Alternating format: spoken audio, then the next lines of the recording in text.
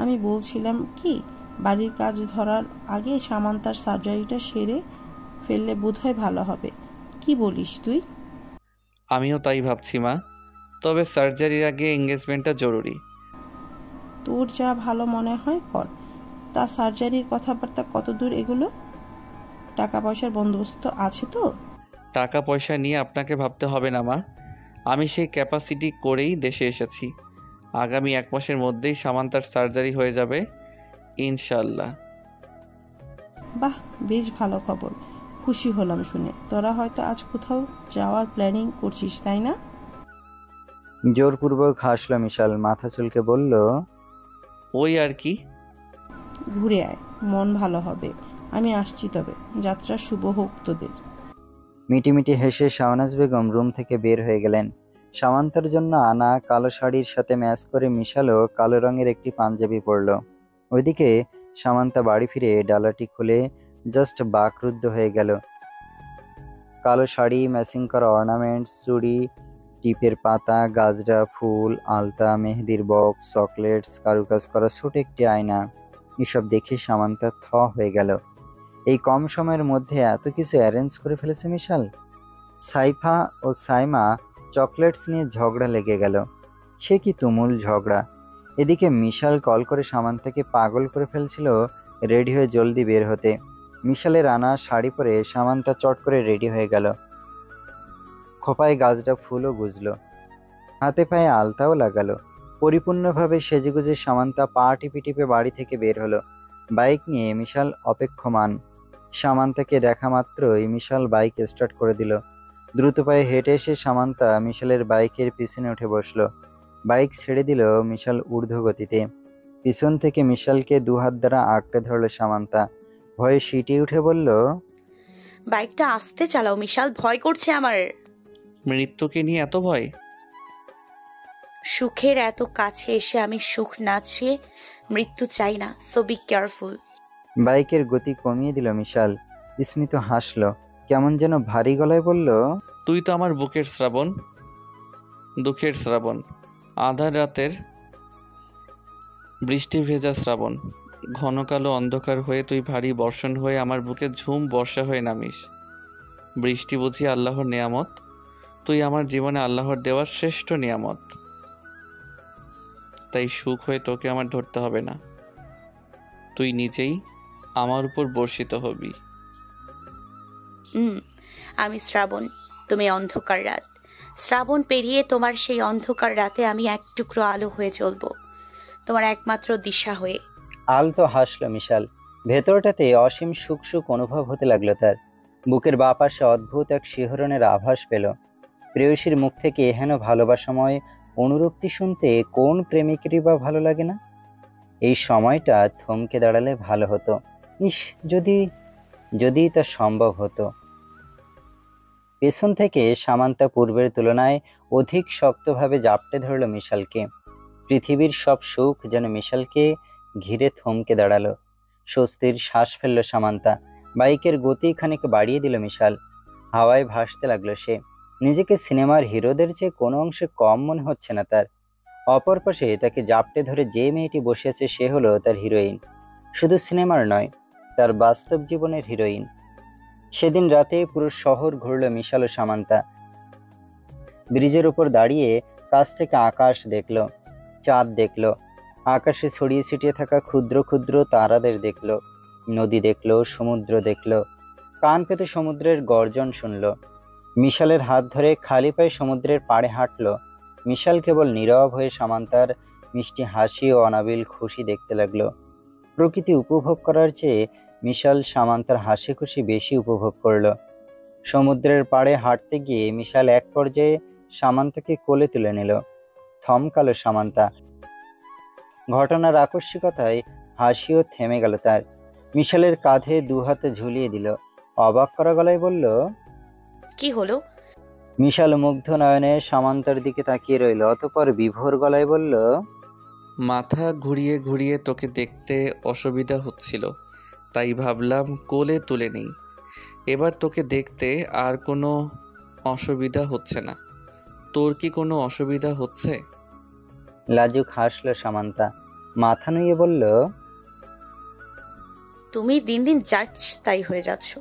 আগে তো এমন ছিলে না, মুখ থেকে কথাই বের হতো না, অনেক ঘুচিয়েও কথা বের করা যেত না। আর এখন ফরফর করে মুখ দিয়ে যা আসে তাই বলে ফেলো, যা করতে মন চায় তাই করে ফেলো। এবার বুঝ তুই আমাকে কি জাদু করেছিস। তোর চোখে কি কোনো তাবিজ লেখা আছে যা পড়ে আমি তোর বশে চলে যাই, কেবল তোর দু চোখে হারিয়ে যাই, তোর মধ্যে হারিয়ে যাই, নিজেকে অবাধ্য করে তুলি, দিন দুনিয়া ভুলে তোর পেছনে ছুটে বেড়াই, নেশার মতো টানিস আমায়, নেশালো আফিমের মতো।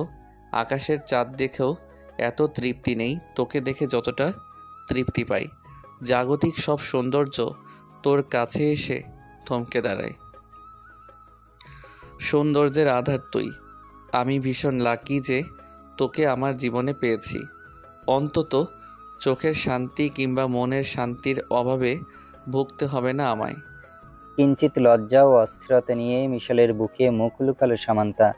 মিশালের কথার বিপরীতে কিছু বলার যে ভাষা নেই তার। মিশাল যে তাকে পুরোপুরি বাকরুদ্ধ করে দিল, অথচ সামান্তা তার দুঃস্বপ্নেও ভাবেনি মিশাল তাকে নিয়ে এত গাঢ় গভীর ভালোবাসা অনুভব করে, কিংবা তাকে নিয়ে এত ভালোবাসাময় বন্দনা ভাবতে পারে। এবার তো মিশালকে হারাবার ভয় চেপে বসলো তার মধ্যে। ভালোবাসা প্রকাশ না করা অবধি ভালোবাসা সুন্দর, আবার সেই ভালোবাসায় প্রকাশ করে ফেললে হারানোর ভয়। সামান্তা তার ভয় মনের মধ্যেই চেপে রাখলো, মিশালকে তার অবকাশও পেতে দিল না। সেদিনের মতো সামান্তার ছোট ছোট ইচ্ছেও আবদারগুলো পূরণ করে দিল মিশাল। ভোর হতেই দুজন বাড়ি ফিরে গেল, আরামসে যে যার রুমে গিয়ে শুয়ে পড়ল। মাস ঘনিয়ে এলো, সামান্তারও সার্জারির সময় এগিয়ে এলো। এই 1 মাসে সামান্তা, মিশাল ও মিজানুর রহমানের ইতালির পাসপোর্ট ও ভিসা তৈরি হয়ে গেল। সামান্তার সাথে শুধু মিশাল ও মিজানুর রহমানই যাবেন। দূরদেশে এত লাখ লাখ টাকা খরচ করে সবার যাওয়ার প্রয়োজন নেই। তাই তাদের বিদায় দেওয়ার সময় কান্নায় ভেঙে পড়লেন পরিবারের সবাই, বিশেষ করে জেসমিন বেগম। মেয়েকে ছাড়তে চাইছিলেন না তিনি, কিন্তু মেয়ের চিকিৎসার জন্য তাকে তো ছাড়তেই হবে। ইতালিতে পৌঁছেই হসপিটালের কাছে এক রুম ও অ্যাডজাস্ট বাথরুম সহ একটি ফ্ল্যাট ভাড়া নিল মিশাল। আগামীকালই যেহেতু সামান্তাকে হসপিটালে ভর্তি করে দেওয়া হবে, তাই অযথা রুম বেশি নিয়ে টাকার অপচয় করতে চায়নি মিশাল। যতটা সম্ভব তাকে পারিপার্শ্বিক খরচের টাকা বাঁচিয়ে তার সামান্তার চিকিৎসার খরচে ব্যয় করতে হবে। সেদিন রাতটা 3 জন একসাথে অ্যাডজাস্ট করে নিল। যদিও রাত 2টোর পর সামান্তার আর ঘুম হয়নি। রুমের বারান্দায় পেতে রাখা সোফায় সে হাত পা গুটিয়ে বসেছিল। মিশাল বিষয়টি খেয়াল করে রুম থেকে বের হয়ে বারান্দায় গেল। গিয়ে দেখলো সামান্তা হাঁটুতে মুখ ঠেকিয়ে কান্না করছে। পেরেশান হয়ে গেল মিশাল। ছুটে গিয়ে সামান্তার পাশে বসলো। সামান্তাকে বুকের মাঝে চেপে ধরে উদ্বিগ্ন আতঙ্কিত গলায় শুধালো, কি ব্যাপার, কাঁদছিস কেন? ভরসার স্থল পেয়ে সামান্তা তার কান্নার গতি দ্বিগুণ বাড়িয়ে দিল। হেসকি উঠে গেল তার। নাক টেনে ভীতু গলায় বলল, আমার খুব ভয় করছে মিশাল, অনেক বেশি ভয় করছে। তোমাকে বোঝাতে পারবো না ঠিক কতটা ভয় হচ্ছে। ভয় কিসের পাগলি, সামান্য সার্জারি তো। তুই জাস্ট চোখ বন্ধ করবি, আবার চোখ খুলেই দেখবি তোর সার্জারি কমপ্লিট। তোর ফেসটা ঠিক আগের মতো হয়ে গেছে, যেমনটা ম্যাজিকে হয়। তখন তো তুই আমাকে একদমই ভুলে যাবি। এলাকার ভেতরের ও বাইরের সব কোটিপতি ছেলেরা তোকে বিয়ে করার জন্য পাগল হয়ে যাবে। তখন কি এই নগণ্য ছেলেটাকে তোর মনে থাকবে? বল বল বল। আমি দুষ্টুমি করার মুডে নেই মিশাল। আমি ভালো করেই জানি এসব বলে তুমি আমার মাইন্ড ঘোরানোর চেষ্টা করছো।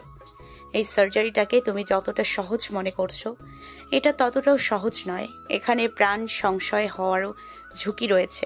কালকের পর যদি আমাদের আর দেখা না হয়। তৎক্ষণাৎ রেগে মেগে সামান্তাকে ছেড়ে মিশাল সোফার এক কোনায় জড়সড় হয়ে বসলো। মাথা নুয়ে সে হাত পা কচলাতে লাগলো।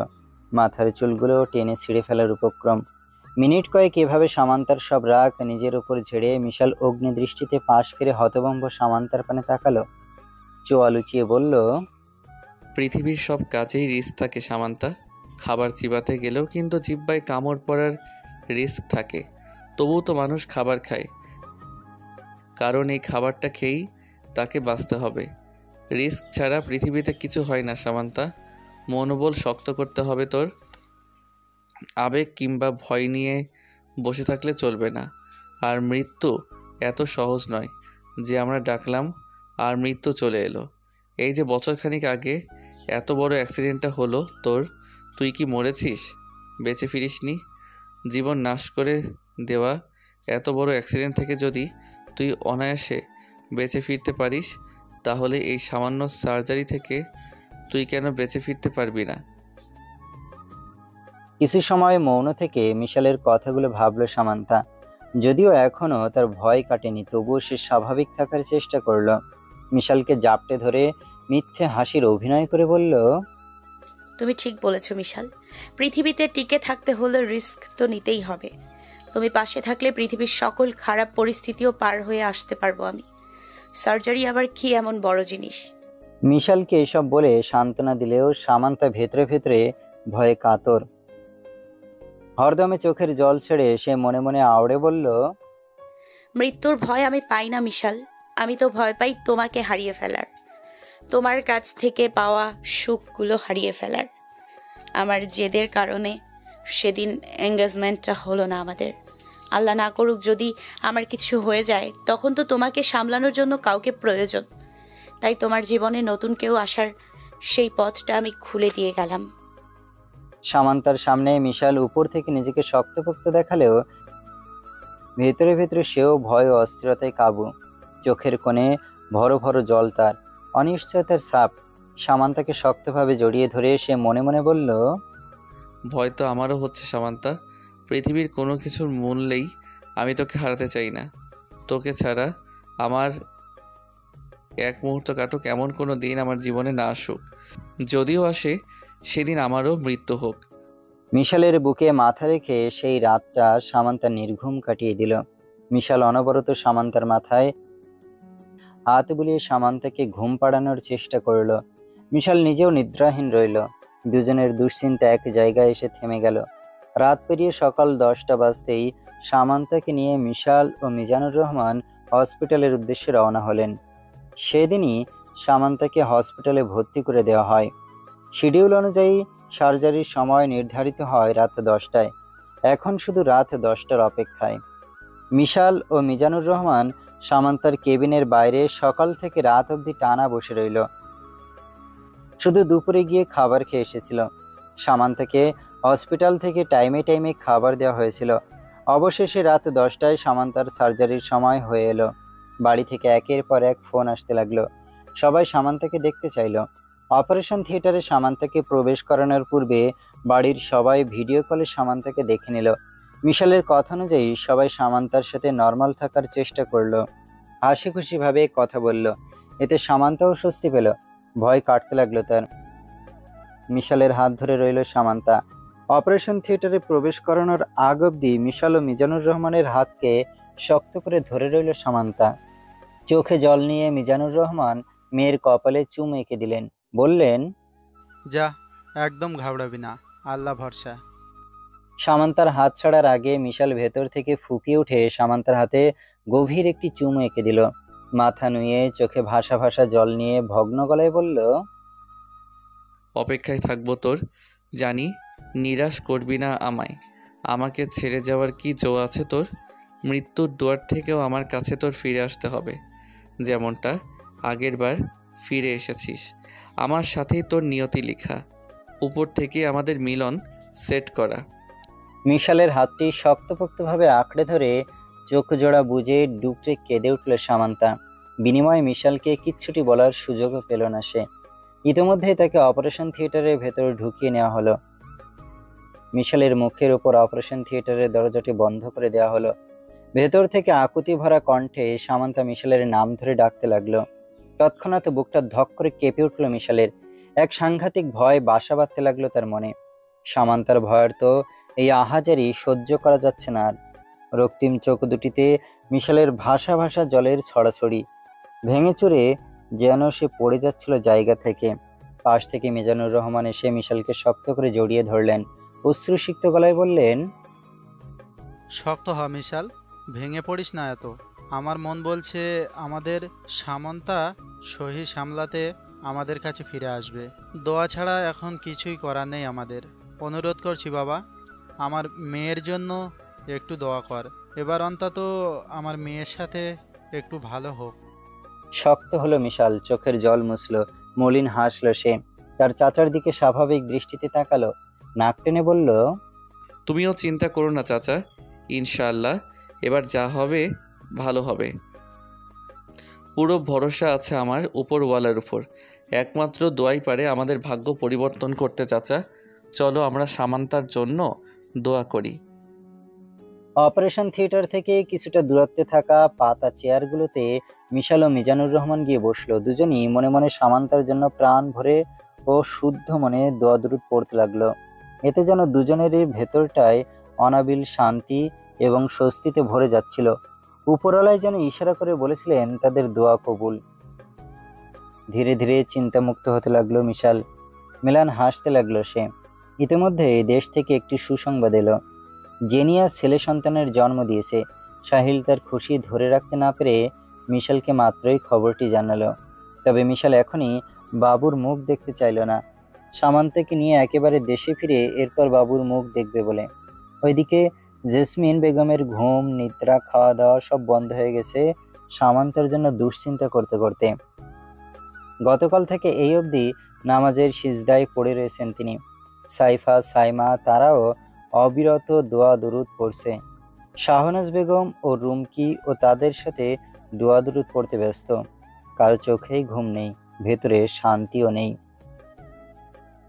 দীর্ঘ কয়েক ঘন্টা অস্ত্রোপচারের পর অবশেষে শেষ হলো সামান্তার মুখের ক্রিটিক্যাল সার্জারি।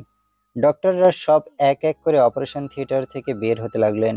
মিশাল ও মিজানুর রহমান ছুটে গেলেন ডক্টরসদের কাছে। ডক্টররা ইশারায় তাদের দুজনকে আশ্বস্ত করে বললেন যে অপারেশন ঠিকঠাক হয়েছে, তবে আজকের দিনটা তাকে অবজারভেশনে রাখা হবে। মিজানুর রহমান খুশিতে ফেটে পড়লেন, আল্লাহর কাছে শুকরিয়া আদায় করতে লাগলেন।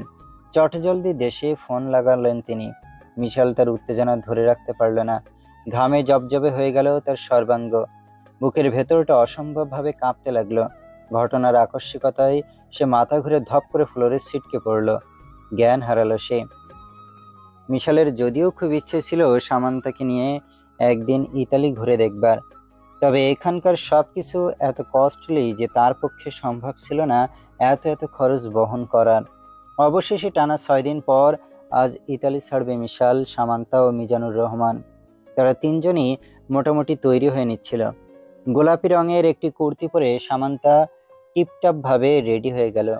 মিজানুর রহমান কিছুক্ষণ আগে ফ্ল্যাট ছেড়ে নিচে চলে গেছেন। চুল সেট করা বাকি শুধু মিশালের। বিছানার উপর বসে সামান্তা বিরক্তি নিয়ে চকলেট চিবাচ্ছিল। একই সাথে মিশালকে উস্কানিমূলক গলায় বলছিল, ছেলে মানুষের বুঝি এত সময় লাগে রেডি হতে? কই, আমি তো মেয়ে মানুষ হয়েও 5 মিনিটে রেডি হয়ে গেলাম। ব্যস্ত গলায় মিশাল শুধালো, তুই রেডি? বিছানার উপর থেকে উঠে এসে সামান্তা মিশালের ঠিক সামনের দিকটায় দাঁড়িয়ে নিজেকে জাহির করে বলল, কোনো সন্দেহ আছে? গত 5 দিনের ন্যায় সামান্তার মুখের দিকে ফিরেও তাকালো না মিশাল। কেবল বুকের দিকটায় রক্তশূল দৃষ্টিতে তাকিয়ে বলল, ওড়না একপাশে এভাবে ঝুলিয়ে পড়েছিস কেন? এসব চলাচল কিন্তু আমার পছন্দ নয়। ফরেন কান্ট্রি দেখে ভাবিস না আমি তোকে ছাড় দিব। খিটখিটে মেজাজ নিয়ে মিশাল অ্যাসকাটানে সামান্তার ওড়নাটি তার হাতে কেড়ে নিল। ওড়নাটি পেঁচিয়ে সে বুকের পাশটা কভার করে সামান্তার মাথায় ঘোমটা পরিয়ে দিল। প্যানপেনিয়ে বলল, ওড়নাটা যেন এভাবেই থাকে, ঘোমটাটাও যেন মাথা থেকে না পড়ে। বি কেয়ারফুল, ওকে? দীর্ঘশ্বাস ফেলল সামান্তা। নিরাশ গলায় মাথা নুয়ে রাখা মিশালকে শুধালো, আর কতদিন আমার থেকে এইভাবে মুখ ফিরিয়ে রাখবে মিশাল? আমার নতুন রূপ কি তোমার পছন্দ হয়নি? নতুন রূপ আবার কি? আমি তো আবার আগের রূপেই ফিরে এসেছি, যে রূপে তুমি মজেছিলে, আমায় ভালোবেসেছিলে। কেন তুমি আমার দিকে ফিরেও তাকাচ্ছ না কেন? আমি আগেও তোর রূপে মজিনি, আর এখনও মজব না। আমি এক সম্পূর্ণ তুইকেই ভালোবেসেছিলাম। তুই আমার কাছে ভালোবাসার একটি বিশাল প্যাকেজ। বিগত 2 বছর যাবৎ তোর ওই মুখটিকে দেখতে দেখতে আমি এতটাই অভ্যস্ত হয়ে গেছি যে তোর এই রূপ ওই মুখের কাছে ঠুনকো মনে হচ্ছে। শুধুমাত্র চাচা চাচি ও আশেপাশের মানুষদের চাপে পড়ে আমি তোর সার্জারি করাতে বাধ্য হয়েছিলাম। তুই সব রূপেই আমার কাছে গ্রহণযোগ্য, কিন্তু ওই মুখটাকে ভুলতে আমার সময় লাগছে। কেন জানি না সাহস করে তাকাতে পারছি না তোর দিকে। ভয় হয় আমার অলক্ষণে চোখের চাহনিতে যদি তোর আবারও কোনো মহা বিপদ হয়।